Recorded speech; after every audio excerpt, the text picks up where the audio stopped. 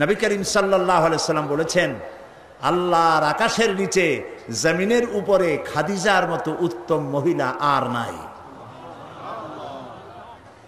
হযরত আয়েশা বলেন, নবীজি একদিন এক রাতে আমার কাছে ঘুমানো ছিলেন। আমি ঘুম থেকে জেগে দেখি নবীজি নাই। মনে মনে চিন্তা করলাম কোথায় গেলেন, বোধহয় অন্য কোনো স্ত্রীর ঘরে গেছেন। আমি চুপিসারে খোঁজ নিতে লাগলাম, কোনো ঘরে খবর পেলাম না। পরে দেখতে পেলাম রিয়াদুল জান্নার ভিতরে বসে নবীজি দুই হাত উঁচু করে কি যেন বলেন আর কান্দেন। আমি পিছনে গিয়ে হাত তুললাম, শুনতে পেলাম নবীজি মুনাজাত করতে করতে এক পর্যায়ে গিয়ে বলছেন, রব্বুল আলামিন, কিয়ামতের ময়দানে যেদিন বাপ তার সন্তান হারায় ফেলবে, মা তার সন্তান হারিয়ে ফেলবে, সন্তান মায়ের চিনবে না, ওই দিন ওই কঠিন হাসরের ময়দানে আমি যেন আমার খাদিজারে হারায় না যাই। মুনাজাত শেষে হযরত আয়েশা বলছেন, ইয়া রাসূলুল্লাহ, এই একটা বুড়ির বিয়ে করছিলেন, 25 বছর বয়সে 40 বছরের বুড়ি। এই বুড়ির কথা এখনো আপনার মনে জাগে? এর থেকে ভালো কুমারী মেয়ে তো আপনি বিবাহ করেছেন। নবীজির মুখখানা মলিন হয়ে গেল। আল্লাহর নবী বলেন, আয়েশা, খাদিজা সম্পর্কে এমন কথা জীবনে কোনোদিন তুমি আমার সামনে আর এরকম বলো না। কারণ হলো তোমরা সবাই আমার সুদিনের স্ত্রী, আর খাদিজা আমার এমন সময়ের স্ত্রী যখন মক্কা নগরীতে মুহাম্মদের পা রাখার জায়গা ছিল না।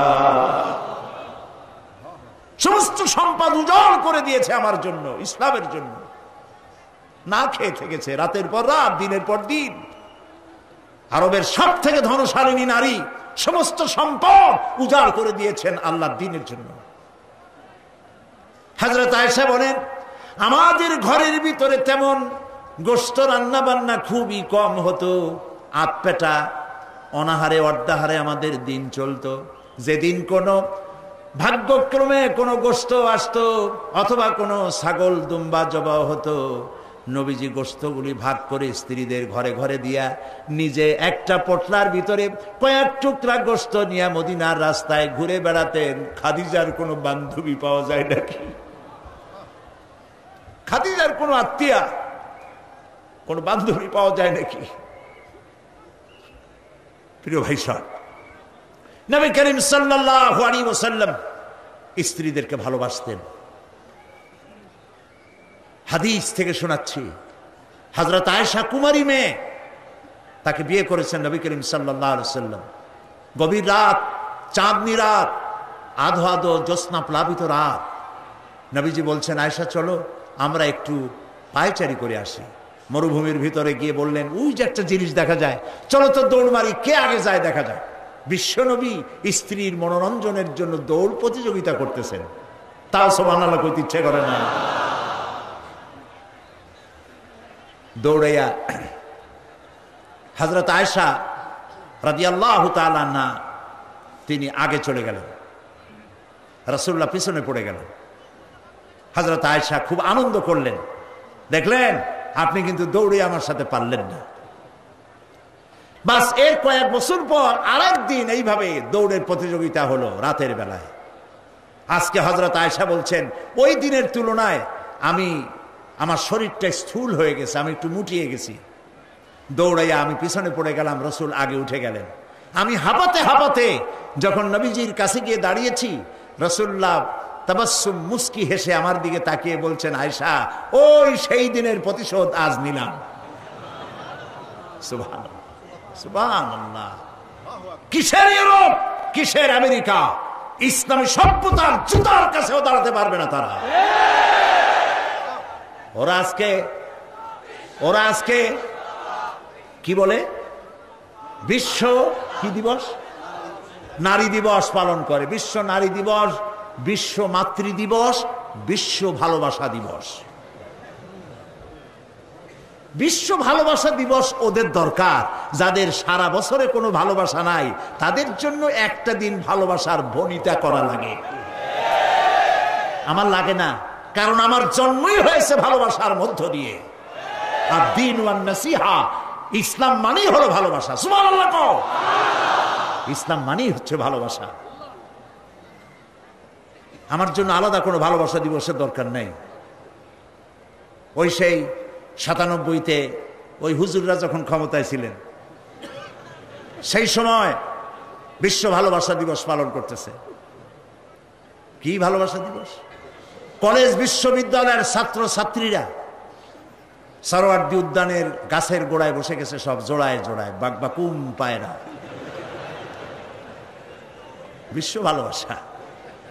এক মন্ত্রী ঢাকা বিশ্ববিদ্যালয়ের টিএসসি মিলনায়তনে বক্তৃতা করলেন, বিশ্ব ভালোবাসা দিবসে আজ আমি ঘোষণা করতে চাই, বিল ক্লিন্টন মনিকা প্রেম অমর হোক।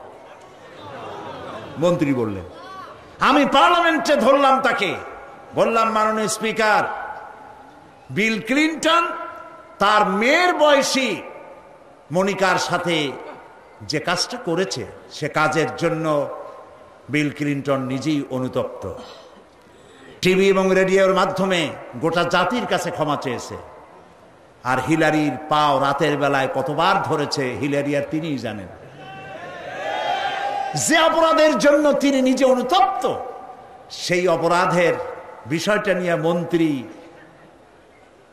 একটা মন্ত্রী কতটা চারিত্রিক দিক থেকে হীনমন্য হলে ছাত্রছাত্রীর সামনে বলতে পারে, বিল ক্লিন্টন মনিকা প্রেম অমর হোক। বললাম, মাননীয় স্পিকার, একদিকে নাচুনে বুড়ি, আরো যদি পায় ঢোলের বাড়ি, তাহলে অবস্থাটা কোথায় গিয়ে দাঁড়ায়? আমার দেশে, মুসলমানদের দেশে বিশ্ব ভালোবাসা দিবসের কোনো প্রয়োজন নাই। বিশ্ব নারী দিবস পালন করা, বিশ্ব কন্যা দিবস পালন করা ওদের দরকার, যার দেশে নারীর কোনো মর্যাদা নাই, যেখানে কন্যার কোনো মর্যাদা নাই, যেখানে মাতৃত্বের পিতৃত্বের মর্যাদা নাই, সেখানে প্রয়োজন। আমার দেশে প্রয়োজন নাই। দিবস পালন করতে করতে এখন কিসব দিবস পালন করতেছে। কালকের পত্রিকায় দেখলাম বিশ্ব পায়খানা দিবস। আমি জানি না আপনারা বিশ্বাস করবেন কিনা, আমার নিজের চোখ দিয়ে দেখছি, পত্রিকাটার নাম আমি নিলাম না, এটা জঘন্য পত্রিকা, এখন বুঝে নিতে পারেন। বিশ্ব পায়খানা দিবস, নওজুবিল্লাহ, মানে তালাশ করে পায় না, করবে কি? এরপরে দেখলাম ঢাকায় দেওয়ালে লেখা বিশ্ব চিন্তা দিবস। তো বিশ্ব চিন্তা দিবসের এটার থিমটা কি, করবেটা কি? তো যারা আয়োজক তারা বলল যে আমরা ওই বিশ্ব চিন্তা দিবসে রাস্তার মোড়ে মোড়ে বসে চিন্তা করব যে আদৌ কোনো ব্যাপারে আমরা চিন্তা করতেছি কিনা। নাউজুবিল্লাহ, পাগল কি গাছে ধরে? প্রিয় ভাই সব, আল্লাহ রাব্বুল আলামিন নারীর অধিকার দিয়েছে, কোরআন দিয়েছে, হাদিস দিয়েছে। বুক ভরে বলেন আলহামদুলিল্লাহ। প্রিয় ভাই সব, ইসলাম দিয়েছে নারীর অধিকার। রাসূলুল্লাহ বলছেন, আদ-দুনিয়া কুল্লুহা মাতাউন ওয়া খায়রুল মাতাইদ দুনিয়া ইমরাতুস সালিহা।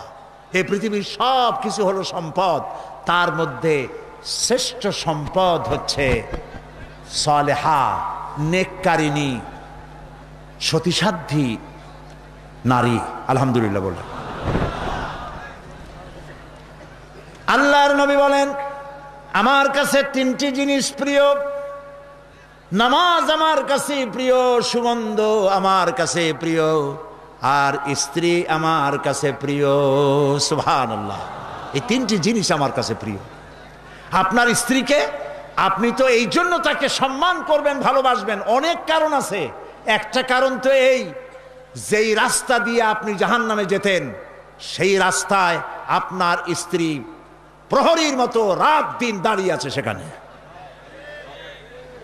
ব্যাখ্যা দেওয়ার কোনো প্রয়োজন নেই। সুতরাং আপনার স্ত্রীকে আপনি ভালোবাসবেন এবং তাকে আপনি সম্মান দিবেন। ইসলাম নারীকে অর্থনৈতিক অধিকার দিয়েছে, বলেছে ফাতুহুন্না উজুরাহুন্না ফরিদা, ফরজরূপী দায়িত্ব হিসাবে মহারানার টাকা আদায় করে দাও। এখন মহারানার টাকা আদায় করা হয় না, এখন বিবাহ মজলিসগুলিতে বলা হয় মহারানা কত? মহারানা হচ্ছে 21,21,101 টাকা, 11,11,101 টাকা। একটা 1 টাকা থাকা লাগবে। কোথায় পাইছেন এটা? একটা 1 টাকা থাকা লাগবে।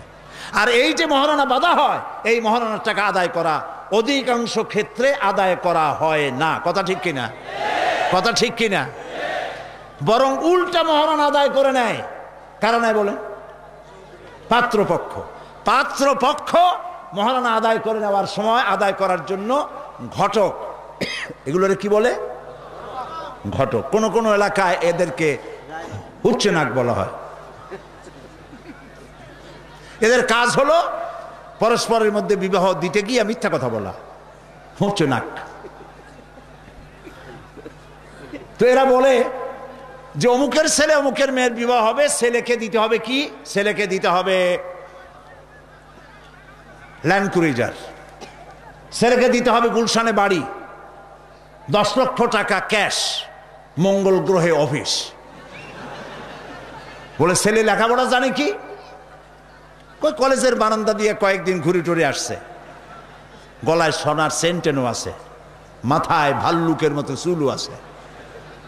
এরপরে এইভাবে করে এক অপাত্রে মেয়েদেরকে দেওয়ার ব্যবস্থা হয় টাকা পয়সার বিনিময়। মহারানাটা ওরা নিয়ে গেল।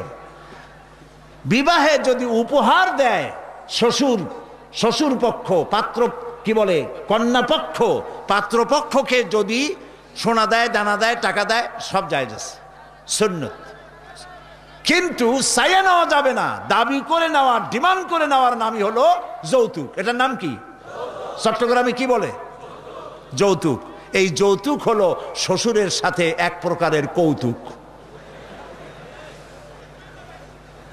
এইভাবে করে চাইয়া টাকা আদায় করা হারাম। চাইয়া টাকা আদায় করা কি? আজকের এই বিশাল তাফসীরুল কোরআন মাহফিলে আমি জানতে চাই যে এই যাদের ছেলে আজ পর্যন্ত বিয়ে দেন নাই, বিবাহ দিতে গিয়ে কন্যা পক্ষের কাছ থেকে হারাম চাইয়া যৌতুক আদায় করে ছেলে বিয়ে দিবেন না, এই রকমের লোক ওয়াদা করতে পারবেন না? মনে করবেন এই কথা যে আল্লাহ মাহফিলে আজকে আসলাম কেন? আচ্ছা দেখি তো, যারা ছেলে বিয়ে দেন নাই তারা ওয়াদা করবেন এই কথা বলে যে আমার ছেলে বিবাহ দিতে গিয়ে যৌতুক এক পয়সাও, 1 থেকে নিয়ে 1000 কোটি যা হোক, যৌতুক চাইবো না, বিনা যৌতুকে ছেলে বিবাহ দেব। কারা কারা দেবেন? ছেলেওয়ালারা হাত তোলেন তো। ও মাশাআল্লাহ, বাচ্চা পোলাপান হাত উঠেছি কি কামে? তোমরা তো মা ভাও নাই এখন। হাত নামান। জি, ভবিষ্যতে হাত নামান, হাত নামান। আলহামদুলিল্লাহ বলেন। যৌতুক এক সামাজিক ব্যাধি, এই ব্যাধি বন্ধ করতে হবে এবং চট্টগ্রাম থেকেই এটার আন্দোলন শুরু হবে ইনশাআল্লাহ। বলেন ইনশাআল্লাহ। প্রিয় ভাই, সব যারা বিবাহ করে নাই সেসব যুবকদের বিবাহ করা লাগবে কিনা? লাগবে কিনা? হ্যাঁ, ফুর্তি হয়ে একটু জোরেই বলতেছে লাগবে। এই বিবাহ করতে গেলে শ্বশুর যদি ঘড়ি দেয় বলবা আলহামদুলিল্লাহ, যদি শেরওয়ানি দেয় আলহামদুলিল্লাহ, যদি কিছু না দেয় নাউজুবিল্লাহ, নাকি? তাও আলহামদুলিল্লাহ। বরং তুমি কেন ফকিরের ছেলে ফেলে না তো? তোমরা যুবকদের বলতেছি, ফকিরের বলাবান না তো। তো বউ ওই কি বলে, যারা বিবাহ করবা সেই শ্বশুর বাড়ির টেলিভিশন না হইলে দেখা যাবে না তুমি কি খয়রাতির পোলা। যদি এখন তো দেখতেই হয়, তো বউয়ের বাপের কাছ থেকে টেলিভিশন না নিয়া মসজিদ গুলার সামনে শুক্রবার দিন থাল পাতে বসে যাইও। তাও কন্যা পক্ষের কাছ থেকে চাইয়া নিবা না। কিছু দিলে আলহামদুলিল্লাহ, না দিলেও বিনা যৌতুকে নিজের পায়ে দাঁড়াইয়া চাকরি করে বিয়ে করবা। চাকরি কামাই রোজগার না করিয়া নিজে বাপের হোটেলে খাও, আরো একজন আনিয়া মেহমান বানাইও না। কাজ করবে, চাকরি করবে, ব্যবসা করবে, তারপরে নিজের টাকা দিয়া, বাপের টাকা দিয়া বিয়ে করিয়া বউরে রানী বানাইয়া ভালোবাসার সিংহাসনে বসাবে, তাকে কোনো কিছু খোটা দিবে না। এটা এই জন্য বলি, বাংলাদেশে একটা কি বলে ওটাকে, যৌতুকের একটা গরু দেওয়া হয় নাই, টেলিভিশন দেওয়া হয় নাই বলে গরুর মতো পিটিয়ে স্ত্রীকে হত্যা করা হয়েছে। হাজারো ঘটনা বাংলাদেশে আছে। বিনা যৌতুকে বিয়ে করবে যে সব বীর তরুণ চট্টলার যুবকের এবার হাত উঁচু করে দেখা। ও মাশাআল্লাহ, এখন তো দেখা যায় কেউ বিয়ে করে নাই।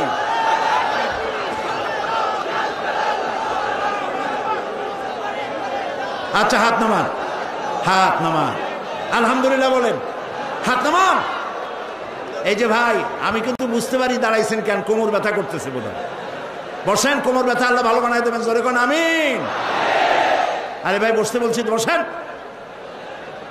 কোমর ব্যথা হলে তো আমারও করবে, আমি তো বসা। বসেন, সবাই বসেন। প্রিয় ভাই সব, তাহলে একটি বড় রকমের অপরাধ থেকে চট্টগ্রামকে মুক্ত করার জন্য আন্দোলন শুরু করা হলো, বলেন আলহামদুলিল্লাহ।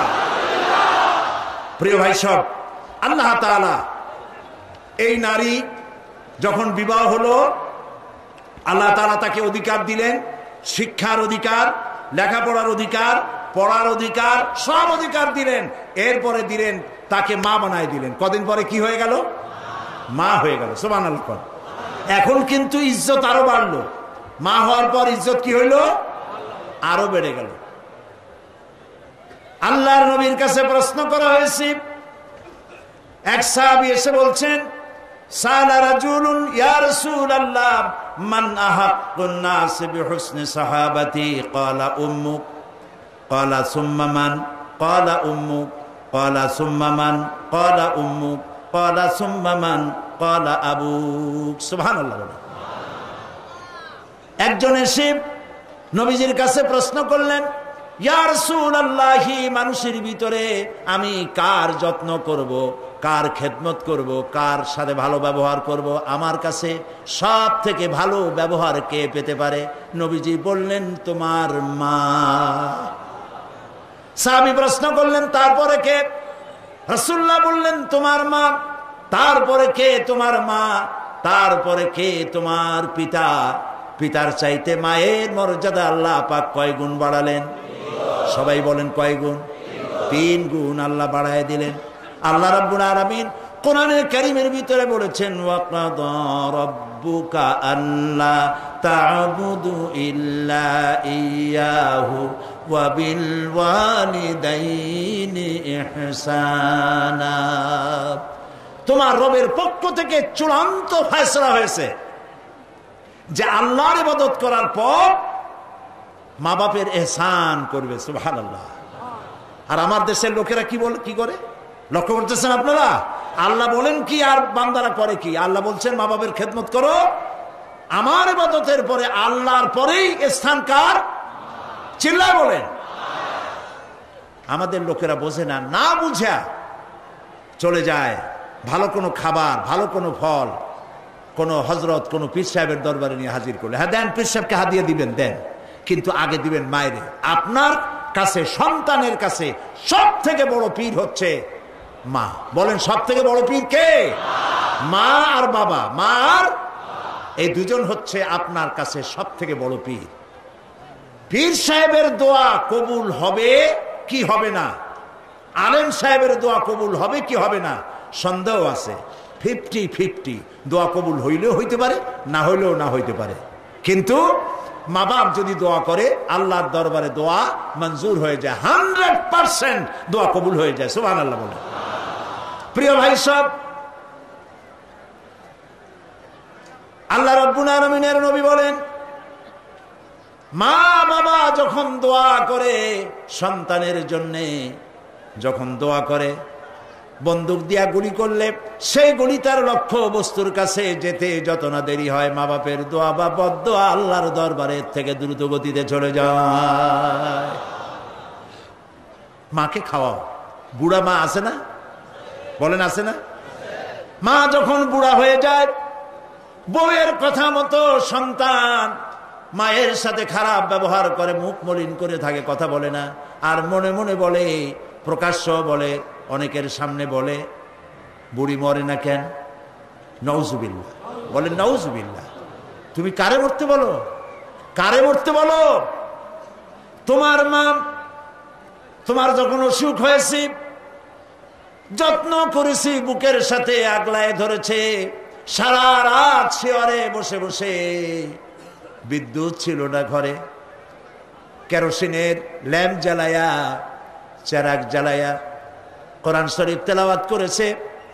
আর শেষ রাতি দুইখানা হাত রব্বুল আলামিনের দরবারে তুলে দিয়ে কেঁদেছে, রব্বুল আলামিন আমার বাঁচাধনকে আমার জীবনের বিনিময় আল্লাহ তুমি বাঁচাইয়া দাও। যে মা বললেন আমার জীবনের বিনিময় আমার ছেলে তুমি বাঁচাও, মেয়েরে বাঁচাও, সেই ছেলে বড় হইয়া বউয়ের পাগল হইয়া বলে বুড়ি মরে না কেন। নাউজুবিল্লাহ, নাউজুবিল্লাহ। মাকে সম্মান করুন, মাকে ভালোবাসুন। আল্লাহ রাব্বুল আলামিন বলেন ওয়াওয়াসাইনাল ইনসানা বিওয়ালিদাইহি ইহসানা হামালাতুহু উম্মুহু কুরহা ওয়া ওয়াদাআতুহু কুরহা ওয়া হামলুহু ওয়া ফিসালুহু 30 শাহরা। আমি সমগ্র মানব গোষ্ঠীকে উপদেশ দিচ্ছি, তোমরা তোমাদের ওসিয়ত করছি, তোমরা তোমাদের মা বাপকে সম্মান করো। তোমার মা তোমাকে গর্ভধারণ করেছে অত্যন্ত কষ্টের সাথে, ডেলিভারি করেছে অত্যন্ত কষ্টের সাথে, আর 30টা মাস বুকের দুধ দিয়ে তোমারে মানুষ করছে। সুবহানাল্লাহ, সুবহানাল্লাহ। প্রিয় ভাই সব, মা বাপ যদি হাত তোলে, চোখ দিয়া পানি পড়ে, দোয়া কবুল হয়ে যাবে। সুবহানাল্লাহ। এই যে হযরত বাইজিদ বুস্তামি রহমতুল্লাহ আলাইহির এই দরগায় আপনারা যান। হযরত বাইজিদ বুস্তামি যখন ছোট্ট ছিলেন, তার মা অসুস্থ, গভীর রাত্রে মা জেগে বলছে বাবা আমি তো পানির পিপাসায় শেষ হয়ে যাচ্ছি, একটু পানি পান করাও। বাচ্চা দেখলেন ঘরের মধ্যে পানি নাই, বাইরে কোথাও থেকে পানি জোগাড় করলেন, এসে দেখেন মা ঘুমায় গেছে। শীতের রাত, বাচ্চা দাঁড়ায় আছে পানি নিয়ে। ফজরের সময় মায়ের ঘুম ভেঙেছে, তাকিয়ে দেখে বাইজিদ দাঁড়ানো। বাইজিদ তুমি দাঁড়ানো কেন, কাঁপতেছো কেন? ছেলে বলছে মা আপনি পানি চাইছিলেন। তা পানি চাইছিলাম, তা কি হয়েছে? তা আমি তো ঘরে পানি পাই নাই, দূরে গিয়ে পানি আনছি, আনি দেখে আপনি ঘুমাই গেছেন, আমারে উঠাও নাই কেন? আপনার ঘুমের ক্ষতি হবে। তা তুমি নিজে ঘুমাও নাই কেন? এই জন্য যে আপনি জায়গায় যদি আবার পানি চান আর সময় মতো না দিতে পারি, তাহলে তো আপনার কষ্ট হবে। সেই জন্য মা আমি দাঁড়াই রয়েছি, আপনি পানি খাবেন, সেই পানি নিয়ে। বাইজিদের মা হযরত বাইজিদকে বিছানার উপরে আরাম করে শোয়াই দিয়া উযু করে নিজে নামাজ পড়লেন। নামাজ আদায় করে দুইখানা হাত আল্লাহর দরবারে তুলে ধরে বলেন রব্বুল আলামিন আমি বাইজিদের মা, আমার ছোট্ট বাইজিদ আমার জন্য যে কষ্ট করেছে আজ, তার এই কষ্ট দেখে আমার কলিজা ঠান্ডা হয়ে গেছে। আমি মা হয়ে আমার বাইজিদের জন্য দোয়া করি রব্বুল আলামিন আমার বাইজিদকে তুমি সুলতানুল আরিফিন বানায়া দাও। দোয়া মঞ্জুর হয়েছে না হয় নাই? সুবহানাল্লাহ। প্রিয় ভাই সব, এই জন্য মা বাপকে সম্মান করতে হবে, মহব্বত করতে হবে এবং তাদের জন্য দোয়া করতে হবে। দোয়াটা আল্লাহ শিখাই দিয়েছেন। এমনকি মা বাবার সামনে চোখ মোটা করে কথা বলবে না, চোখ মোটা করে মা বাবার সামনে কথা বলবে না। আল্লাহ ইচ্ছা করলে চোখ অন্ধ করে দিতে পারেন। পীরের সামনে যত গিয়ে মহব্বত করে ঘাড় কাট করে বসো, তোমার বড় পীর, তোমার মা, তোমার বাবা, তাদেরকে শ্রদ্ধা করো, সম্মান করো, কলজা দিয়ে মহব্বত করো। মা বাপকে একটা কথা বিশ্বাস করুন, মনে রাখেন, মা বাপকে যে যত বেশি সম্মান করবে, মহব্বত করবে, মর্যাদা দেবে, তার জীবনে সম্মানের আর রুজির কোনো অভাব হবে না, হবে না, হবে না। আল্লাহ তাআলা বাড়ায় দেবেন। সুবহানাল্লাহ। আল্লাহ দোয়া শিখাই দিচ্ছেন বান্দারে, মা বাবার সামনে শক্ত করে কথা কইস না, ওয়াকুল লাহুমা কাওলান কারীমা, মা বাবার সাথে সম্মান সূচক কথা বলো আর আমার কাছে দোয়া করো। কি বলে? আল্লাহ রাব্বুল আলামিন দোয়া শিখাই দিচ্ছেন, রব্বিরহামহুমা কামা রাব্বায়ানি সাগীরা। সবাই পড়েন রব্বিরহামহুমা কামা রাব্বায়ানি সাগীরা। আবার পড়েন রব্বিরহামহুমা কামা রাব্বায়ানি সাগীরা। আল্লাহ তাআলা শিখাই দিলেন বান্দারে দোয়া কর, আয় আমার রব, আমার মা বাপ আমাকে যেমন ছোটবেলায় স্নেহের করে লালন পালন করেছে, মাবুদ গো তুমি আমার মা বাপকে সেইভাবে তোমার রহমত করে লালন পালন করো। আল্লাহ দোয়া শিখাই দিচ্ছেন। এই দোয়া প্রত্যেক নামাজের পর আপনারা পড়বেন। মনে থাকবে ভাই? জোরে বলেন, মনে থাকবে? আল্লাহ যেন আমাদেরকে মনে রাখান, আমরা বলি আমিন। প্রিয় ভাই সব, মা হিসাবে আল্লাহ তাআলা এই মর্যাদা বৃদ্ধি করে দিলেন। নারীর 3টা স্তর বললাম, কন্যা, বধূ, মাতা। 3 স্তরে ইসলাম যে মর্যাদা দিয়েছে, এর থেকে বেশি মর্যাদা পৃথিবীতে কেউ দিতে পারে নাই। এখন এই নারীদেরকে যাদের এত মর্যাদা আল্লাহ দিলেন, মর্যাদা তো এত বাড়াই দিলেন, সন্তানের জান্নাত মায়ের পায়ের তলে ঢুকাই দিলেন। সুবহানাল্লাহ বলেন, সুবহানাল্লাহ বলবেন না? মেয়ে লোকের মায়ের পায়ের তলে তার সন্তানের বেহেশত আল্লাহ ঢুকাই দিলেন। সম্মান করো, মর্যাদা করো। যারা মা বাবার সাথে বেয়াদবি করছো, আজকের রাতে মায়ের কাছে গিয়ে, বাপের কাছে গিয়ে পাও দুটো জড়ায় ধরো আর বলো, আব্বা আম্মা আমি তো ভুল করছি, বেয়াদবি করছি, বুঝি নাই, আল্লাহর রাস্তায় আমারে মাফ করে দেন। মাফ করে দেবে না? দিবে। মা বাবার চাইতে সন্তানের জন্য কল্যাণকামী কে আছে? বউর কথা মতো খবরদার কখনো মা বাবার সাথে নাফরমানি করবেন না। মনে থাকবে? মনে থাকবে? আল্লাহ তাআলা মনে রাখার তৌফিক দিক, আমরা বলি আমিন। প্রিয় ভাই সব, এই নারীকে সম্মান দিয়ে আল্লাহ তাআলা বলেছেন নারীরা যেন পর্দায় থাকে। কুল্লিল মুমিনাতি ইয়াগুদুদনা মিন আবসারিহিন, মেয়ে লোকদেরকে বলা হয়েছে, মুমিনা নারী তোমরা তোমাদের চক্ষুকে পরপুরুষ থেকে নিম্নগামী করে রাখো।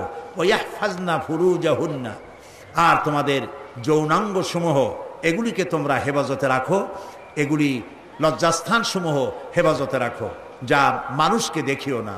ওয়াকারনা ফি বুয়ুতিকুন্না ওয়ালা তাবাররাজনা তাবাররুজাল জাহিলিয়াতিল উলা, আর তোমরা তোমাদের ঘরের মধ্যে থাকো ওই জাহিলিয়াতের যুগে যে ধরনের সাজসজ্জা করে রাস্তায় বেরোতো, ঠাট ঠমক করতো, রূপচর্চা করতো মানুষের সামনে, পরপুরুষের সামনে, জাহিলি যুগের মতো তোমরা বেরিও না। কে বলতেছেন? আল্লাহ বলতেছেন, আল্লাহ পাক বলছেন ওয়াকারনা ফি বুয়ুতিকুন্না, ঘরের মধ্যে থাকো। এই ঘরের মধ্যে থাকার অর্থ কিন্তু এই নয় যে ঘরের মধ্যে পড়ে থাকো, লেখাপড়া করো না, চাকরি বাকরি করো না, এটা কিন্তু নয়।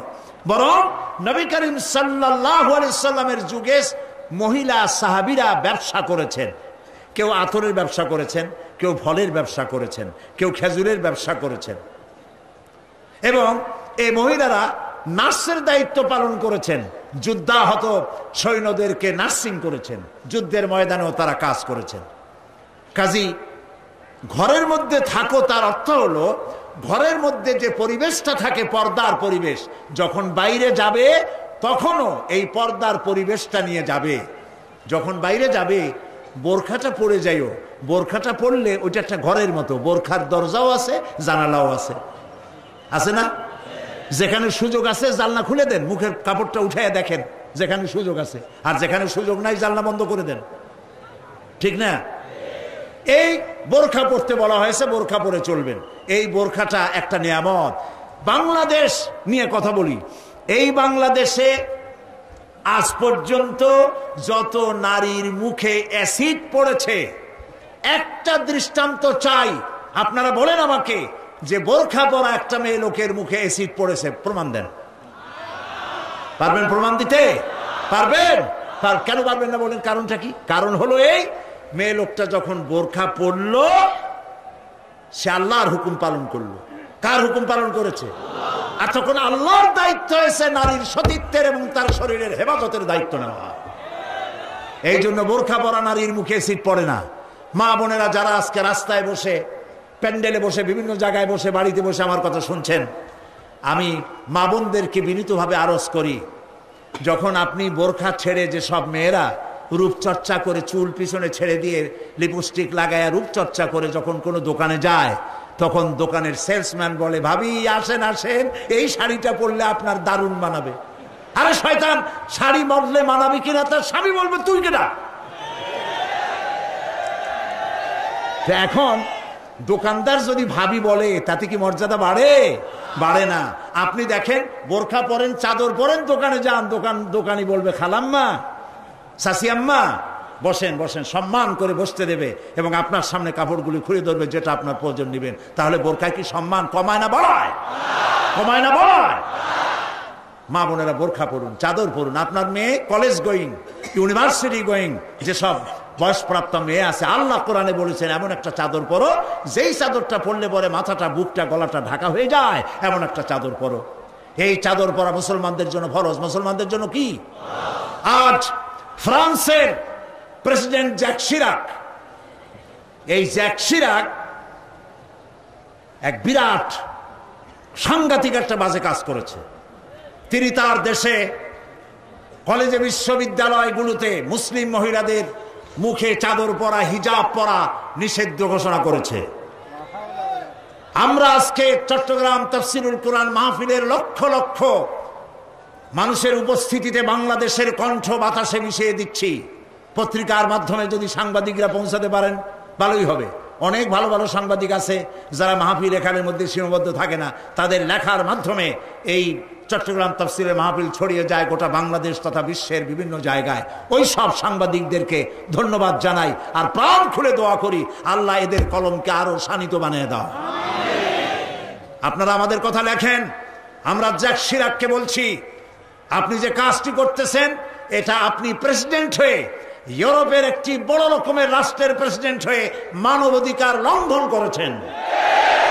মুসলমানদের পর্দা বন্ধ করার কোন ইখতিয়ার আপনার নয়, যেমন আপনার ইখতিয়ার নাই কোন পাদ্রীর লম্বা জামা অথবা ক্রসকে নামিয়ে ফেলার জন্য। আপনি বলতে পারেন, পারে বলতে? রবিবার দিন গির্জায় যেতে বন্ধ করতে পারেন? রবিবার দিন গির্জায় যাওয়া যেমন তার ধর্মীয় কাজ, গলার ভিতরে ক্রস লাগানো যেমন তার ধর্মীয় কাজ, আমার মুসলমান মেয়েদের পর্দা করা, হিজাব করা তেমন আল্লাহর নির্দেশিত কাজ। আমরা গোটা বাংলাদেশের পক্ষ থেকে, এই মাহফিলের পক্ষ থেকে জ্যাক শিরাককে নিন্দা জানাই এই কাজের জন্য। আমরা আহ্বান জানাবো, পৃথিবীর মধ্যে কোন রাষ্ট্র যা করে নাই আপনি সেই খারাপ দৃষ্টান্ত করে আপনার কপালকে খারাপ করবেন না। প্রিয় ভাই সব, নারীর জন্য আল্লাহ পর্দা করেছেন, আর এই পর্দা হলো তাদের জন্য নিয়ামত। সেই নিয়ামত তারা ধারণ করবেন, আল্লাহ তাআলা তাহলে সন্তানগুলো ভালো বানাই দিবেন। কোন আলহামদুলিল্লাহ, বলেন আলহামদুলিল্লাহ। আচ্ছা বলেন, মৃগনাভি কস্তুরী ছাগলের পেটে হয় না হরিণের পেটে হয়? হরিণের পেটে হয়। হরিণ থাকে কোথায়? গাছের মধ্যে, পর্দার আড়ালে। ছাগল থাকে কোথায়? মাঠে ঘাটে, পথে ঘাটে, যেখানে সেখানে। কাজে ছাগলের মৃগনাভি তো ভালো, দড়ি ধরলেও গোসল ওয়াজিব হয়ে যায় দুর্গন্ধের ঠেলা। আর জঙ্গলের ভিতরে হরিণ থাকে, মৃগনাভি কস্তুরী আল্লাহ দান করেন, যার সুগন্ধ এখানে নাড়া দিলে সারা মাহফিল বিমোহিত হয়ে যাবে। আল্লাহ নিয়ামত পর্দায় থাকে। নারীদেরকে আল্লাহ পর্দায় থাকতে বলেছেন। এই পর্দায় থাকলে পরে কস্তুরী সম সন্তান আল্লাহ দান করবেন। আর যদি পর্দায় না থাকেন, যে সন্তান হবে হবে মিস্টার বল্টু বাবু, মন্টু মিয়া। ভয়ের চোটে মানুষ অস্থির, তার চোখ গর্তের ভিতরে কি খাইছে, চোখ গেছে গর্তের মধ্যে। 2 কেজি চাউল মাফা যায় 2 চোখে, চুল মাথা দিয়ে ঝুলানো। প্যান্ট পরছে, সে প্যান্ট পরা অবস্থায় সেলাই করছে না কেমনে করছে আল্লাহ জানে। জুতার মধ্যে এত বড় বড় লোহা বটন লাগানো, গলায় এত বড় মোটা চেইন। জাহান্নামের আগেই সালাসিলা ওয়া আগলালাম ওয়া সাইরা, জাহান্নামের শিকল আগেই পড়ছে গলায়। রাস্তায় মানুষে দেখে আর বাপ বাপ করে পলাইতে থাকে, বলতে থাকে আল্লাহ এই শয়তানের গজব দাও, এই শয়তানের যে মায় পেটে রাখছে তার কলেরা দাও, ওর বাপের বসন্ত দাও। আর ছেলে যদি ভালো হয়, মানুষই দোয়া করে, আরে এই ছেলেটা এত ভালো, আল্লাহ এই ছেলেটির প্রতি রহম করো, এই ছেলের যে মায় পেটে রাখছে সে মায়ের রহম করো, ওর বাপের রহম করো। সুবহানাল্লাহ। নেক সন্তান পাওয়ার জন্য পর্দায় থাকা আপনার জন্য জরুরি। মা বোনেরা পর্দায় থাকুন এবং নিজের সৌন্দর্য পরপুরুষকে দেখাবেন না। আপনার সৌন্দর্য আপনার পিতার জন্য নয়, ভাইয়ের জন্য নয়, ছেলের জন্য নয়, কারোর জন্য নয়, শুধুমাত্র একমাত্র কেবলমাত্র স্বামীর জন্য। এই সুন্দরী প্রতিযোগিতার কথা সেদিন বলেছি। বাংলাদেশে বিভিন্ন সাবান কোম্পানির পক্ষ থেকে সুন্দরী প্রতিযোগিতা, ফটোজেনিক কি ফটো সুন্দরী, মিস ফটো সুন্দরী জেনিক না কি একটা কপালের সারা, জি এগুলি করতেছে, এগুলি তারা করতেছে, বিভিন্ন জেলা শহরে করতেছে।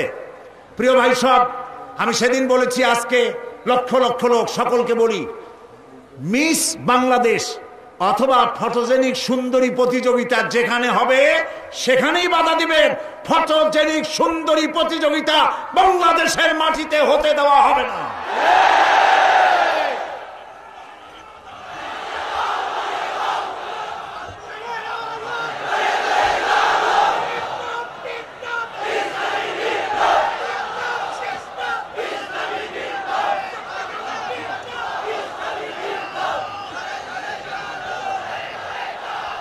তারা একটু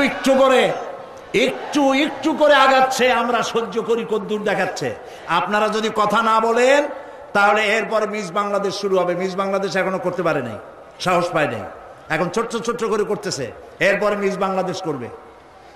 নির্লজ্জ যারা নারীর সৌন্দর্য প্রতিযোগিতা যারা করে, যারা বিচারক, নারীর সৌন্দর্যের শরীরের অঙ্গ প্রত্যঙ্গের মাপ নিয়ে সৌন্দর্যের বিচার যারা করে, শয়তানের চাইতেও নিকৃষ্ট তারা, লম্পট লুচ্ছা।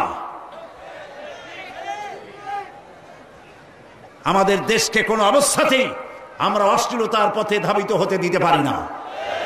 আমি সেদিনও বলেছি, এই রোগ তাড়াতে গিয়ে যুবকদেরকে জেনার দিকে আকৃষ্ট করা হচ্ছে। একটা সাইনবোর্ড লাগাইছে, যৌন রোগে টেনশন নাই, কি জানি লইলে, হ্যাঁ নাউজুবিল্লাহ বলেন। এটা কেমন কথা? আপনি লিখবেন এইডস রোগ হচ্ছে মরণ ব্যাধি, ধর্মীয় অনুশাসন মানলে পরে এইডস রোগ থেকে বাঁচা যায়। এটা দেখুন, যে লিখেছেন, যে ব্যক্তি লিখেছে এই স্লোগান যার মাথায় আসছে সে নিশ্চয়ই চরিত্রবান না লম্পট। লিখেছে এই যৌন রোগে, বলেন না কি মুখস্থ, যৌন রোগে রেহাই নাই, কন্ডম লইলে টেনশন নাই, তার মানে কন্ডম নিয়ে জেনা করো। নাউজুবিল্লাহ বলে।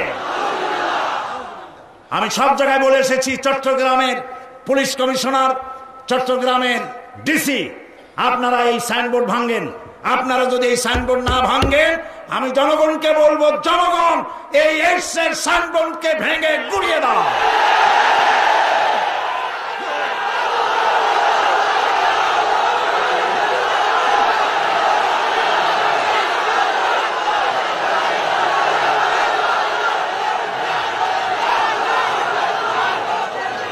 প্রিয় ভাই সব,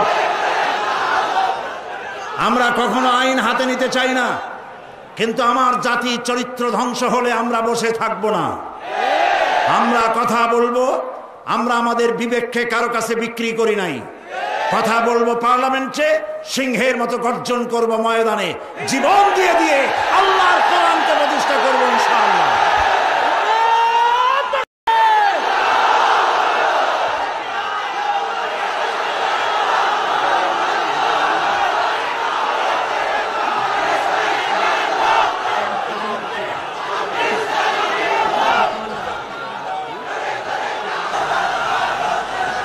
প্রিয় ভাই সব, আমরা কখনো আইন হাতে নিতে চাই না, কিন্তু আমার জাতি চরিত্র ধ্বংস হলে আমরা বসে থাকবো না। আমরা কথা বলবো, আমরা আমাদের বিবেককে কারো কাছে বিক্রি করি নাই। কথা বলবো পার্লামেন্টে, সিংহের মতো গর্জন করব ময়দানে, জীবন দিয়ে দিয়ে আল্লাহর কোরআনকে প্রতিষ্ঠা করবো ইনশাআল্লাহ।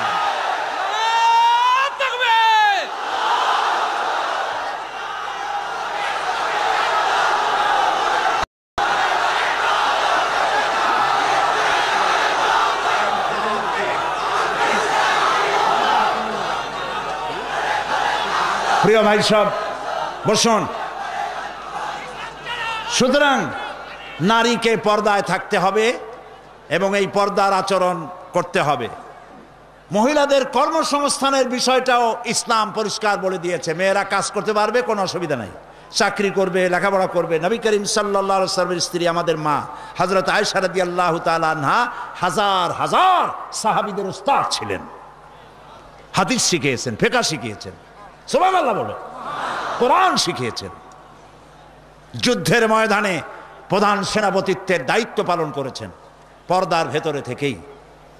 সুতরাং আমাদের মাতৃজাতি, আমাদের নারী সমাজ লেখাপড়া করতে পারবেন, চাকরি করতে পারবেন, সব পারবেন, তবে একটি কাজ হলে তাদের চাকরিগুলি নিরাপদ হয়। সে কাজ হচ্ছে দেশের সবগুলি, আমি প্রস্তাব করেছিলাম, প্রস্তাবটা এখনো গৃহীত হয়নি। আমি বলেছি মহিলাদের জন্য আলাদা মেডিকেল কলেজ করার জন্য, কারণ মহিলা মেডিকেল কলেজ হলে পরে আমাদের দেশে যত পুরুষ ডাক্তার আছে সেই পরিমাণ মহিলা ডাক্তার নাই। মহিলাদের এমন অনেক রোগ হয় যা স্বামীর কাছে বলতেও তারা লজ্জা করে। ডাক্তার তো ভালো, এই জন্য মহিলা ডাক্তার বেশি প্রয়োজন। আর এজন্য বহু মেধা শক্তি সম্পন্ন মেয়েরা কোএডুকেশন বলে মেডিকেল কলেজগুলিতে ভর্তি হতে চায় না। মহিলা মেডিকেল কলেজ হলে তারা স্বাচ্ছন্দ্য ফিল করে। আমি প্রস্তাব দিয়ে রেখেছি, আপনারা দোয়া করুন যেন সেটা হয়। এখন সমস্ত গার্মেন্টস ফ্যাক্টরি, সমস্ত প্রাইমারি স্কুল এবং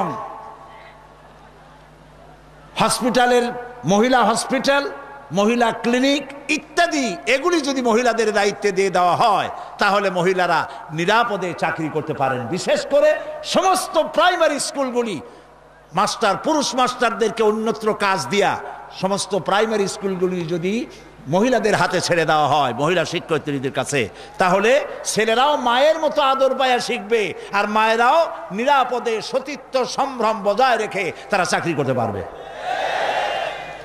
এরকম একটি চিন্তা চলছে, আপনারা দোয়া করেন যেন আল্লাহ তাআলা এই ব্যবস্থা করে দেন। প্রিয় ভাই সব, আর একটি কথা, এখানে একটি মসজিদ আছে কোথাও, কাদিয়ানীদের একটা মসজিদ। কোন জায়গায় নাম বলেন? আহমদিয়া চকবাজার। এইখানে একটা মসজিদ আছে কাদিয়ানীদের, বাইতুল বাসেত মসজিদটার নাম। মুসলমানেরা জানে না বলে সেখানে নামাজ পড়তে যায়। মনে রাখবেন, কাদিয়ানীরা যে মসজিদ বানায় ওইটা মসজিদ না, এটা উপাসনালয়। কাদিয়ানীদের মসজিদে মুসলমানদের নামাজ হবে না, হবে না, হবে না। কারণ গোলাম মোহাম্মদ কাদিয়ানী কাফের, আর তাকে যারা নবী মানে তারাও কাফের। তাদের সাথে মুসলমানদের না না না, থামেন, এই যে বসেন। আমি কিন্তু এই গরম স্লোগান পছন্দ করি না। কি জ্বালায় পোড়াই দেবেন আপনি? জ্বালানো পোড়ানোর মধ্যে আমরা নাই। আমরা আছি, হক কথা বলি। তাদের অধিকার আছে দেশে থাকার, যেমন হিন্দু, খ্রিস্টান, বৌদ্ধ সকল জাতি যেমন এখানে সাম্প্রদায়িক সম্প্রীতি নিয়ে আছে, কাদিয়ানীরাও সেভাবে থাকবে। তবে তারা থাকবে অমুসলিম হিসাবে, মুসলমান হিসাবে অবশ্যই নয়। তাদের উপাসনার গায়ে কেউ হাত দেবে না, মনে থাকবে এই কথা। আমাদেরকে কোরআনে নিষেধ করা হয়েছে কারো মন্দির ভাঙবে না, কারো গুরুদুয়ারা, কারো গির্জা, কারো চার্চ, কারো প্যাগোডায় হাত দিবে না, ভাঙবে না, এবং কারো দেবতাকে গালি দিবে না, আমার আল্লাহ বলেছেন। মনে থাকবে এই কথা। সুতরাং তাদের উপাসনালয় হাত দেওয়া যাবে না। যেমনি বানাইছে তেমনি থাকুক, তারা নামাজ পড়বে। আমি আমার জনগণকে সতর্ক করছি, ওদের মসজিদ নয়, উপাসনালয়। ওটাকে মসজিদ বলা জায়েজ নাই, এটা উপাসনালয়। কোন মুসলমানের নামাজ এখানে হবে না, মনে থাকবে। মাথা গরম করবেন না কখনো। ইসলাম এই মাথা গরমে পছন্দ করে না। আস্তে আস্তে কোনো জায়গায় নিজেরা বসে বসে বোমা বানাইয়া তারপর আন্দাজে যাই এক জায়গায় হামলা করবেন, ইসলাম এটা মানে না, ইসলাম এটা বলে না। আপনি মাথা ঠান্ডা করবেন এবং আইন শৃঙ্খলা মেনে কাজ করবেন। নিজের ইচ্ছা মতো গোপন হামলা করা, গোপনে অস্ত্র তৈরি করা ইসলামের কোনো অনুমোদন নাই। এই জন্য আজকেও বলি, বাংলাদেশে হরকতুল জিহাদ, জামাতুল মুজাহিদিন সাহায্য করেন, আর কি হিজবুত তাওহীদ, হিজবুত তাহরীর, জুমরাতুল মাসাকিন, এই জাতীয় যতগুলি নতুন নতুন সংগঠন হয়েছে, এদেশের মুসলমানদের সাথে কোনো সম্পর্ক নাই। এগুলারে যেখানে পাবেন সেখান থেকে ধরে পুলিশে ধরিয়ে দিবেন। এরা বাংলাদেশের দুশ্মন, এরা মুসলমানদের দুশ্মন। আমার দেশের সাম্প্রদায়িক সম্প্রীতি বিনষ্ট করে এবং বোমাবাজি করে এই দেশকে বদনাম করে আমেরিকাকে তারা দাওয়াত করতে চায়, তারা বুশকে দাওয়াত করতে চায়। কাজী হিজবুত তাহরীর, হিজবুত তাওহীদ, হরকতুল জিহাদ, জামাতুল মুজাহিদিন মুসলমানদের সাথে কোনো সম্পর্ক নাই। যেখানে পাও সেখানে ধরো, গরুর দড়ি দিয়া বান্ধিয়া পুলিশে হ্যান্ডওভার করো, মনে থাকবে। আল্লাহ মনে রাখার তৌফিক দিন। প্রিয় ভাই সব, আমাদের এই স্বাধীন সার্বভৌম বাংলাদেশ আল্লাহ তাআলা যেন দয়া করে এই দেশকে কোরআনের প্রতিষ্ঠার জন্য আল্লাহ যেন হামওয়ার করে দেন, বলেন আমিন। এত মুসলমান কোরআনের কথা শুনতে যে দেশে আসে, সেই দেশে ইসলাম কায়েম হতে দেরি হয়, বড় আফসোস লাগে, কষ্ট হয়। আসুন আমরা সবাই মিলে কোরআনের রাজ কায়েমের আন্দোলনে শরীক হয়ে যাই। আন্দোলন করবেন না, আপনার কোনো দাম নাই। হতে পারেন আপনি বড় মুহাদ্দিস, হতে পারেন আপনি বিশাল চিন্তাবিদ, কিন্তু আন্দোলনের সাথে নাই, আপনার দাম নাই। একটা হাতি, একটা পাগলা হাতি যদি চন্দনপুরা অথবা এদিকে কি পুরা আছে, আরে কও না কেন কথা, এই যে আশেপাশে কত পুরা আছে, একদিক দিয়ে এসে ঢুকলো, একটা হাতি যদি ঢোকে তাহলে বাড়িঘর ভাঙ্গা মেসমার করে দিতে পারে, পারে না? কিন্তু হাতি যতই পাগলা হোক, যতই বন্য হোক, যতই শক্তিশালী হোক, একটা রেজিমেন্টের সামনে একটা হাতি কিচ্ছু না। আন্দোলন হচ্ছে রেজিমেন্ট, আন্দোলনে শরীক হও। কোরআন প্রতিষ্ঠা করতে যারা জীবন বাজি রেখে সামনে চলে এসেছে, সেই লাইনে সামিল হয়ে যাও। প্রিয় ভাই সাহেব, আজকে আর আমি কথা বাড়াবো না, কারণ অনেক দূর যেতে হবে। বাংলাদেশের বিভিন্ন জেলা থেকে লোকেরা এসেছেন, আমি 10টার মধ্যেই শেষ করতে চাই। সেই জন্য দাঁড়ানো ভাইয়ের এবার বসেন, কাঙ্ক্ষিত মোনাজাতের দিকে এগিয়ে যাচ্ছি। দোয়া কবুল হবে ইনশাআল্লাহ, বলি ইনশাআল্লাহ। এত লক্ষ লক্ষ লোকের চোখের পানি এবং তাদের আকুতি আল্লাহ ফেরত দিবেন না ইনশাআল্লাহ, বলি ইনশাআল্লাহ। আজকে কয়জন?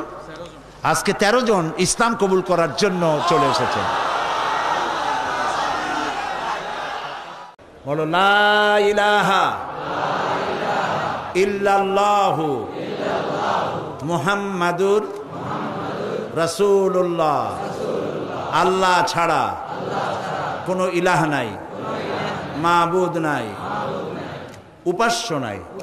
মুহাম্মদ সাল্লাল্লাহু আলাইহি ওয়াসাল্লাম আল্লাহর প্রেরিত রাসূল। আশহাদু আন লা ইলাহা, একটু জোরে বলো, লা ইলাহা ইল্লাল্লাহু ওয়াহদাহু লা শারীকা লাহু ওয়া আশহাদু আন্না মুহাম্মাদান আবদুহু ওয়া রাসূলুহু। আমি সাক্ষ্য দিচ্ছি আল্লাহ ছাড়া কোনো ইলাহ নাই, মাবুদ নাই, উপাস্য নাই। তিনি এক, তিনি একক, তার কোনো অংশীদার নাই। আমি সাক্ষ্য দিচ্ছি মুহাম্মদ সাল্লাল্লাহু আলাইহি ওয়াসাল্লাম আল্লাহর বান্দা এবং তার প্রেরিত রাসূল। তোমরা সবাই এদিকে ফিরে বলো আসসালামু আলাইকুম।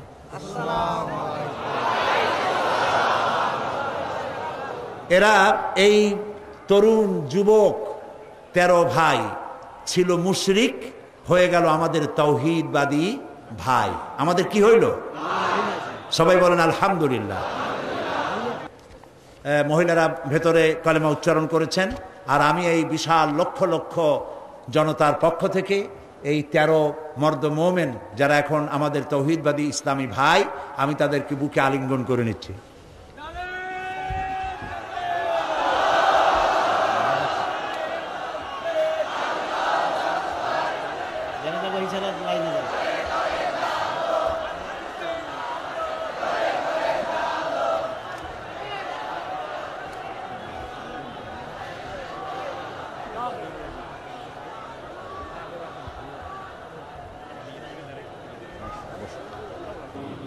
মোনাজাতের পূর্বক্ষণে যে কথাটি বলতে চাই, একটু পরেই আমরা এই মিলন মেলা ভেঙে যাবে, যার যার বাড়ির উদ্দেশ্যে মানুষ রওনা করবে। আল্লাহ সকলের ফিরে যাওয়াটা নিরাপদ করে দিন। আমি আপনাদেরকে অনুরোধ করব যে ওয়াজ শোনার, তাফসীর শোনার যে মন আমাদের আছে, সেই পরিমাণ নামাজের মন নাই। এই জন্য 5 ওয়াক্ত নামাজ সঠিকভাবে আদায় করবেন, নামাজ কখনো ছেড়ে দিবেন না। বিশেষ করে জওয়ান যুবক যারা আছে, ছাত্র, তরুণ, যুবক, আমি তাদেরকে বলবো, চরিত্র একটি মহা সম্পদ। যখন চরিত্র থাকে না, তখন সে মানুষ থাকে না, শয়তানের চাইতে নিকৃষ্ট হয়ে যায়। আমি সমস্ত তরুণ যুবকদেরকে, যাদেরকে আমি আমার চোখের সামনে দেখতে পাচ্ছি, এই মাহফিলে 2% যদি বৃদ্ধ মানুষ থাকে, 98% তরুণ যুবকে ভরা এই মাহফিল। আমি সকল যুবকদেরকে, ছাত্র তরুণ যুবকদের প্রতি আহ্বান জানাবো, আমাদের জীবনের সাথে সম্পৃক্ত প্রিয় জীবন আদর্শ যার নাম ইসলাম, এই ইসলামের পতাকাকে উড্ডীন করার জন্য ইসলামী আন্দোলনে শরিক হওয়ার সকলের প্রতি আমি আহ্বান জানাই। সকলের চরিত্র ভালো করে ইসলামের দিকে এগিয়ে আসার আহ্বান জানাচ্ছি।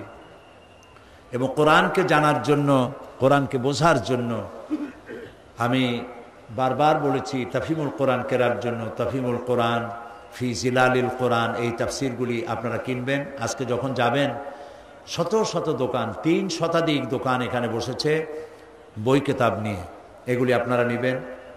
আর এইখানে যে আমি তাফসির করেছিলাম 25 বছর হলো, এর মধ্যে একবার তাফসির করেছিলাম সূরা আসরের উপরে। হযরত ইমাম শাফি রহমতুল্লাহ আলাইহি বলেছেন, সূরা আসর যদি কেউ বোঝে আর আমল করে, তাহলে জান্নাতে যাওয়ার জন্য এই ছোট্ট সূরাটি যথেষ্ট হয়ে যায়। সুবহানাল্লাহ। 5 দিন আলোচনা করেছি একটি সূরার, ছোট্ট সূরাটি, তাও শেষ করতে পারিনি। সেটি গ্রন্থবদ্ধ আকারে এসেছে, নাম রেখেছে তাফসিরে সাঈদী সূরা আসর। সমস্ত দোকানগুলিতে পাওয়া যাবে, আপনারা নিয়ে যাবেন এই তাফসিরটি, তাফসিরে সাঈদী সূরা আসর। আর সর্বশেষ আমি আজও বলি যে আমি মোমেন ব্যক্তি তো সেই যে নিজের জন্য যা পছন্দ করে অন্যের জন্য তাই পছন্দ করে। সুতরাং আমি জামাত ইসলামী করি, এবং কেন করি এই প্রশ্ন বহু জায়গায় আছে যে পীর মুরিদি ছাড়িয়ে দিয়া এটা করলাম কেন। আমি সেই জবাব লিখিত আকারে দিয়েছি, আমি কেন জামাত ইসলামী করি। এটা আমার লেখা একটা বই। এই বইয়ের ভিতরে আমি দেখিয়েছি যে খেলাফত এবং মুলুকিয়াতের ব্যাপারে, সাহাবীদের ব্যাপারে, নবীদের ব্যাপারে, ইসমতে আম্বিয়ার ব্যাপারে যে সমস্ত কথা আমাদের বিরুদ্ধে বলা হয়, সেই কথাগুলি যে যৌক্তিক নয়, এই কথাগুলি এর মধ্যে এসছে। সুতরাং যারা জামাত করেন তাদের জন্য প্রয়োজন, আর যারা করেন না তাদের জন্য প্রয়োজন, অন্তত জবাবগুলি জানতে পারবেন। আর আমি কেন করি এই দলটি, তাও আপনারা বুঝতে পারবেন। আল্লাহ যেন তৌফিক দেন, এটাও পাওয়া যাবে প্রত্যেক দোকানে, আপনারা নেওয়ার চেষ্টা করবেন। প্রিয় ভাই সব, সর্বশেষ আমার আরজ আপনাদের কাছে, নামাজ কেউ ছেড়ে দিবেন না। 5 ওয়াক্ত নামাজ আমরা আদায় করব সহিভাবে, কারণ বুখারী শরীফে এসেছে কিয়ামতের দিন সর্বপ্রথম প্রশ্ন হবে নামাজ পড়েছো কিনা। প্রথম প্রশ্ন আল্লাহ করবেন নামাজ। প্রথম প্রশ্ন কি হবে? নামাজ পড়ে। যার নামাজ কবুল হবে জীবনের সমস্ত নেক আমলগুলি কবুল হবে, যার নামাজ কবুল হবে না সব বরবাদ হয়ে যাবে। আল্লাহ তাআলা আমাদের জন্য নামাজি বানান, আমরা বলি আমিন। নামাজ জীবনে আর ছাড়বো না, এই ওয়াদা কি করা যাবে ভাইরা? করা যাবে ওয়াদা? দুটি হাত উঁচু করেন, বলেন ইয়া আল্লাহ, তোমার পবিত্র নামে তোমাকে সাক্ষী করে ওয়াদা করছি, শপথ করছি, আল্লাহ তাআলা যতদিন পর্যন্ত মালাকুল মউত আমার মাথার কাছে না আসতেছে, ততদিন পর্যন্ত ফরজ নামাজ, ফরজ রোজা আর ছেড়ে দেব না, আর ছেড়ে দেব না, আর ছেড়ে দেব না। আল্লাহ তাআলা আমার আজকের এই ওয়াদা আমার মৃত্যু পর্যন্ত কবুল করে নাও, আমিন ইয়া রাব্বাল আলামিন।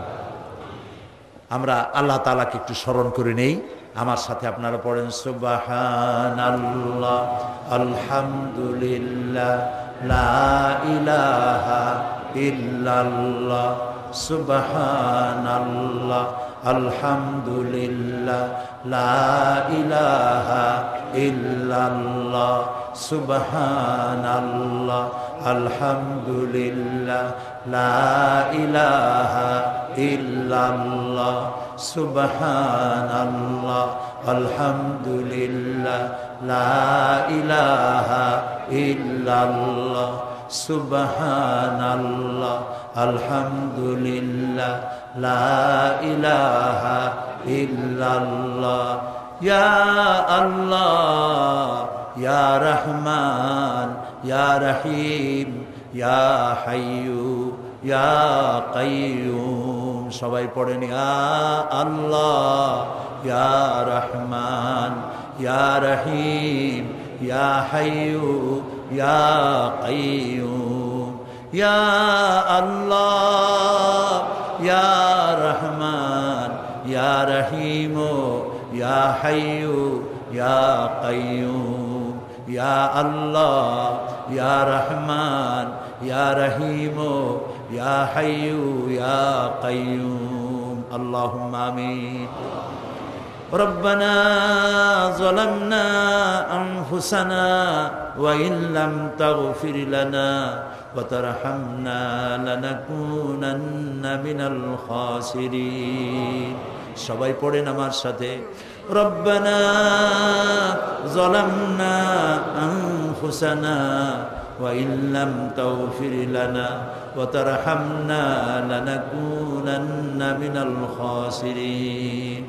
سبحانك اللهم وبحمدك نستغفرك ونتوب إليك। سبحانك اللهم وبحمدك نستغفرك ونتوب إليك। আয় আল্লাহ রব্বুল আলামিন, 5 দিন ব্যাপী তাফসীরুল কোরআন মাহফিলের সমাপনী দিবসে লক্ষ লক্ষ মানুষ ভিক্ষুকের মতো, কাঙ্গালের মতো তোমার দরবারে গুনাহ ভরা হাত নিয়ে তোমার দরবারে হাত তুলেছি।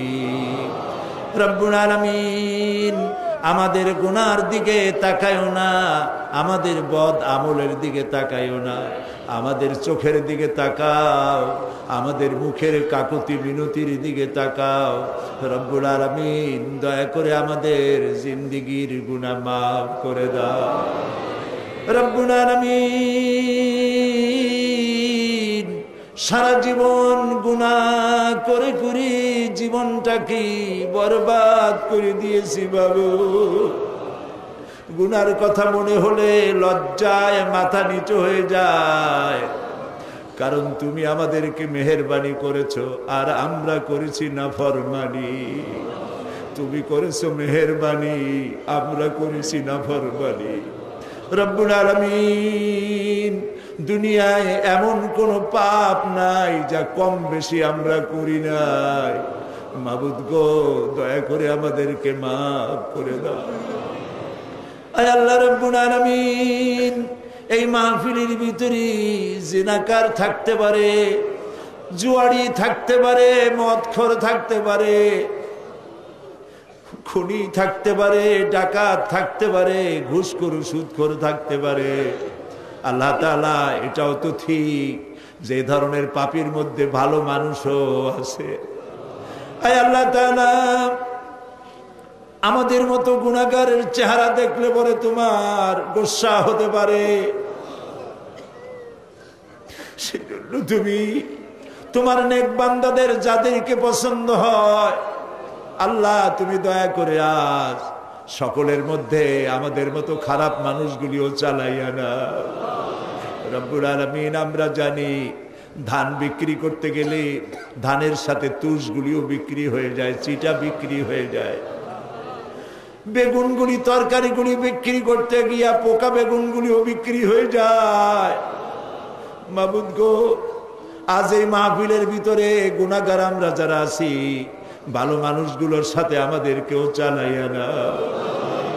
রব্বুল আলামিন, এই মুহূর্তে মনে পড়ে গেল আমাদের জনম দুঃখিনী মা আব্বার কথা মনে পড়ে গেল। আজ আর কেউ নাম ধরে ডাকে না।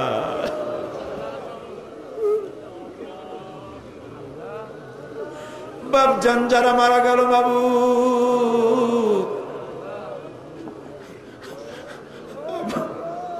আব্বার কবরটাকে, আব্বাকে জান্নাতুল ফেরদাউস নসিব করে দাও মাবুদ। আমাদের মানুষ বানাবার জন্য কত কষ্ট করেছেন আল্লাহ তাআলা। ধান বিক্রি করে, সুপারি বিক্রি করে, নারকেল বিক্রি করে বই কিতাব কিনে দিছে। আল্লাহ আব্বাকে বেহেশতে পৌঁছায় দাও। রব্বুল আলামিন, আমাদের জনম দুঃখিনী গর্ভধারিণী মা,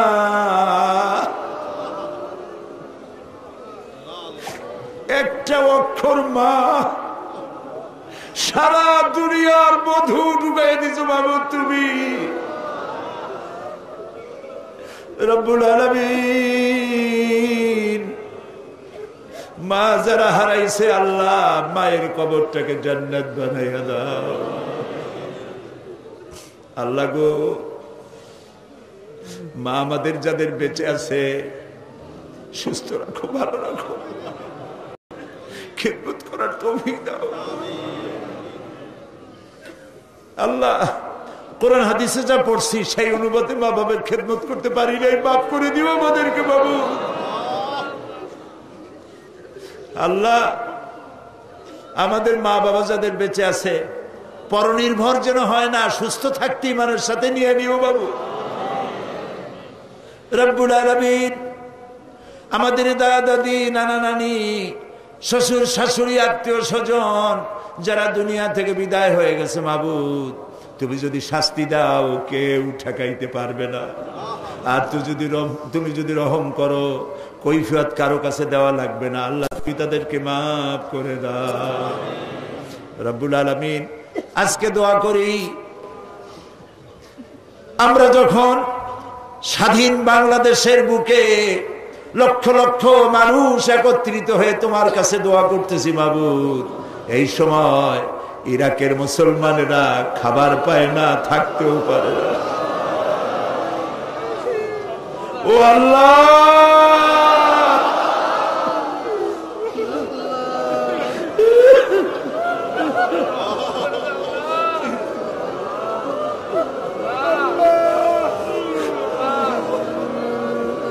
ইরাকের আল্লাহ, ইরাকের পার্দামান মেয়ে লোকদের গায়ে হাত দিতেছে কাফের সৈন্যরা। আল্লাহ, আমরা গুনাহ করছি ঠিক, তাই বলে তুমি কাফের দিয়ে মারবা আমাদের। আল্লাহ,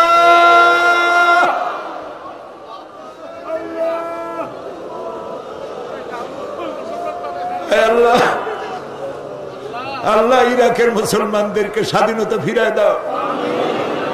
আমেরিকার যত সৈন্য আসছে, বিদেশের যত কাফের সৈন্য আসছে, হয় তাদের মুসলমান বানাও, আর নইলে যত বিদেশি সৈন্য আসছে সবগুলির কবর বানায় দাও, একটাও যেন বাড়ি ফিরে না যায়। আল্লাহ, আল্লাহ, প্যালেস্টাইনের মুসলমানদের কথা কি মনে করা যায়? ইহুদিরা কামান দিয়ে গোলা মারে, আর প্যালেস্টাইনের গোলাপ ফুলের মতো বাচ্চা ছেলেরা ইট পাথর দিয়ে মোকাবেলা করে। আহারে আল্লাহ, প্যালেস্টাইনি মুসলমানদের হাতে প্যালেস্টাইন উঠায় দাও। রব্বুল আলামিন, কাশ্মীর, চেচনিয়া, বসনিয়া, আল্লাহ, স্বাধীনতাকামী মুসলমানদেরকে আল্লাহ তুমি দেশ স্বাধীন করে দাও। রব্বুল আলামিন, আমাদের প্রিয় জন্মভূমি বাংলাদেশ, আল্লাহ তাআলা এই দেশের উপর রহমত নাজিল করো। সন্ত্রাসের জ্বালায়, অপহরণকারীদের জ্বালায় দেশটা বদনাম করে ফেলাইলো। মানুষ বড় আশা করে ভোট দিছিল বাবু, খাইয়া না খাইয়া ভোট দিছিল বাবু। আল্লাহ, এই সন্ত্রাসী গুলা দেশটার ইজ্জত মারল। যাদেরকে হাইজ্যাক করে নিয়ে গেছে, কিডন্যাপ করে নিয়ে গেছে, তার বউর অবস্থা কি, তার ছেলে মেয়ের অবস্থা কি বাবু? প্রায় দেখা যায় কাগজের সমানে মানুষ মারতেছে। আল্লাহ, এই সন্ত্রাসী জানোয়ার গুলারে তুমি হেদায়েত করে দাও। এই সন্ত্রাসী খুনি পশু গুলারে আল্লাহ তুমি হেদায়েত করে দাও। যদি ওদের কপালে হেদায়েত না থাকে, নমরুদ, হামান, সাবদাতের মতো কলেরা দিয়া, গজব দিয়া বিদায় করে দাও আল্লাহ তাআলা। আল্লাহ, শয়তান গুলোর উপরে গজব নাজিল করো। আল্লাহ, আমাদের দেশের আলেম, এই ওলামারা গত 5 বছর খুব মাইর খাইছে, মাদ্রাসাগুলি বন্ধ করে দিছে, আবার তারা পায় তারা করতেছে বাবু। আলেমদের কপাল খারাপ বাড়ে ওরা বাবু। কোরআনের এই কথাগুলি বলার অবস্থা কিয়ামত পর্যন্ত তুমি জারি রাখো বাংলাদেশে। আল্লাহ তাআলা, তুমি আমাদের মুখের দিকে তাকায় দেখো তো, আমাদের ঈমান তুমি এখন আরশে আজিম থেকে আমাদেরকে দেখতেছো আমরা কোথায় বসে আছি। মাবুদ, তোমার আরশে আজিম থেকে একটু দেখো তো, বান্দারা আসামির মতো বসছে মাথা নিচু করে। রাস্তায় মানুষ, বাড়িতে মানুষ, গাছে মানুষ, মানুষ আর মানুষ কান্দে। রবের কাছে কাঁদতেছে, মালিকের কাছে কাঁদতেছে। খাজা বাবার কাছে কান্দি না, দুনিয়ার কোন খাজা বাবায় কান্দি না, মন্ত্রীর কাছে কান্দি না, আকাশ আর জমিনের মালিকের কাছে কান্দিছি। মাবুদ, আমাদের দোয়া কবুল করো। রব্বুল আলামিন 3000 বছর বসে জাহান্নামের আগুন তুমি উত্তপ্ত করেছো। রক্ত মাংসের শরীর নিয়ে আমরা জাহান্নামের আগুনে জ্বলতে পারবো না। আল্লাহ, জাহান্নামের আগুন আমাদের জন্য হারাম বানায় দাও। প্রিয় ভাই সব, মাথা নিচু করেন, চক্ষু বন্ধ করেন। যার যা বলার আছে কান দেন আর বলেন। যার যার নিজের কথা বলেন, দোয়া কবুল হবেই ইনশাআল্লাহ, হবেই ইনশাআল্লাহ। যার যার কথা নিজেরা বলেন আল্লাহর কাছে।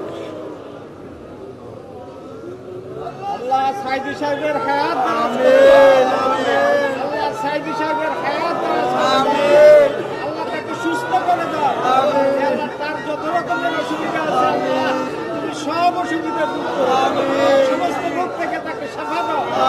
আল্লাহ তাআলা, অনেক কিছু চাইতে পারলাম না, আমরা তো বোকা, চাইতেও জানি না। আল্লাহ, তোমার নবীরা যা যা চাইছেন তোমার কাছে আমাদের সেইগুলো দিয়ে দাও। আর তোমার নবীরা যা যার থেকে বিরত থাকছেন, পানা চাইছেন, আমরাও সেই সব বিষয় পানা চাই। সোজা কথা। আল্লাহ তাআলা, তোমার নবীরা যা যা চেয়েছেন আমাদের সব দিয়ে দিবা। আল্লাহ তাআলা, আমাদের যাদের যে অভাব আছে অভাব দূর করে দাও। আল্লাহ তাআলা, যারা ঋণগ্রস্ত ঋণ পরিশোধ করার তৌফিক দান করে দাও। ব্যবসা বাণিজ্য বরকত দাও। আল্লাহ, আমার এই দেশটা খুব গরিব দেশ বাবু। আল্লাহ তাআলা, এই গরিব দেশটির সমস্ত নদী, খাল, বিল, সমুদ্র ভরা মাছ দাও, জমিন ভরা ফসল দাও, গাছ ভরা ফল দাও, মানুষের কলিজা ভরা ঈমান দাও। আল্লাহ তাআলা, ঈমান দিয়ে আমাদের কলিজা ভরে দাও। আল্লাহ, আমাদের যুবক সম্পদ, যুবকরা আমাদের সম্পদ, ছাত্র যুবক সকলকে দিনদার, ঈমানদার, পরেজগার বানায় দাও। আল্লাহ, বাংলাদেশটাকে যারা শয়তান বানাতে চায়, বাংলাদেশটাকে যারা খারাপ বানাইতে চায়, ধর্মনিরপেক্ষ বানাইতে চায়, তাদের হাত থেকে বাংলাদেশ আল্লাহ তুমি রক্ষা করো। আল্লাহ, তোমার এই কোরআন, এই কোরআনের আইন আমরা দেখতে চাই। আমাদের জীবনের বিনিময়, রক্তের বিনিময় বাংলাদেশের কোরআনের আইন আল্লাহ তুমি দয়া করে চালু করে দাও। প্রিয় ভাই সব, আরেকটা দোয়া চাই আর শেষ করি। আমি আপনাদের এক নগণ্য গোলাম। হয়তো একদিন শোনা যাবে সাইদি নাই। আমি তো দীর্ঘদিনের জন্য আসি নাই, একদিন আমাকে যেতেই হবে। আমি দোয়া করি এই মাহফিল যেন কিয়ামত পর্যন্ত থাকে। আর যেদিন আপনাদের কানে এই ধরনের শব্দ আসবে যে সাইদি নাই, আপনারা শুধু আমার জন্য আল্লাহর কাছে দোয়া করবেন, আল্লাহর জন্য কিয়ামতে শুধু যদি বলেন আমাকে তোরে মাফ করে দিলাম, এর থেকে আমি কিচ্ছু চাই না। আর একটা দোয়া চাই।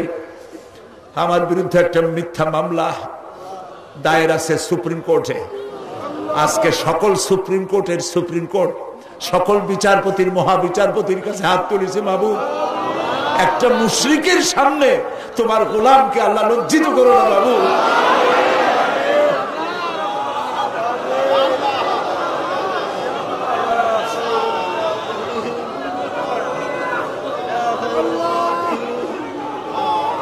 ربنا تقبل منا إنك أنت السميع العليم وتب علينا إنك أنت التواب الرحيم سبحان ربك رب العزة عما يصفون وسلام على المرسلين والحمد لله رب العالمين واجعل آخر كلامنا عند الموت لا إله إلا الله محمد رسول الله السلام عليكم ورحمة الله